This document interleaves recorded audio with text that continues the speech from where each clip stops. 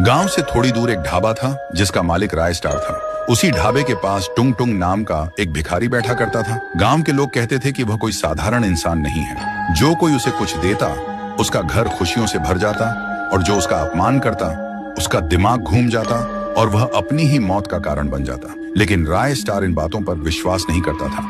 एक दिन उसने देखा कि टुंग टुंग उसके ढाबे के सामने बैठा है।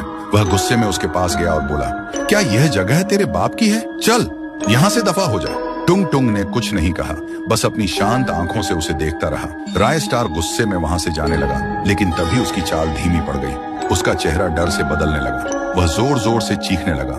कुछ ही देर बाद वह ढाबे की छत पर चढ़ गया और नीचे कूदकर अपनी जान दे दी। पूरे ढाबे में हड़कंप मच गया। कुछ ही देर में यह खबर उसके भाई कालिदास तक पहुंच गई।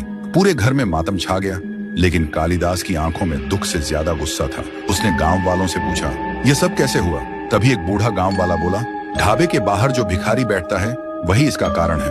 ये सुनते ही कालिदास ढाबे की तरफ दौड़ा। टुंग टुंग अभी भी वहीं बैठा था।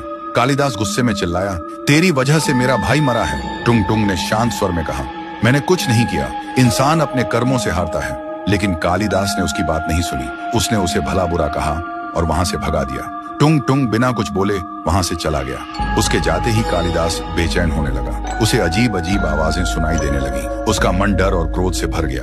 कुछ समय बाद उसने भी अपनी जान खो दी। उस दिन के बाद ढाबा हमेशा के लिए बंद हो गया।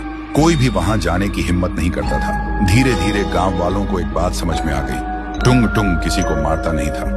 वह तो सिर्फ लोगों के अंदर छिपे डर, लालच और बुराई को सामने ले आता था। और जब इंसान अपनी ही बुराइयों का सामना नहीं कर पाता तो वही बुराइयां उसकी बर्बादी का कारण बन जाती थी। उसके बाद टुंग टुंग फिर कभी उस गांव में दिखाई नहीं दिया। लेकिन आज भी लोग कहते हैं कि अमावस्या की रातों में ढाबे के खंडहर के पास एक बूढ़ा भिखारी चुपचाप बैठा दिखाई देता है, और उसकी शांत आंखें मानो लोगों के कर्मों का हिसाब देख रही होती हैं।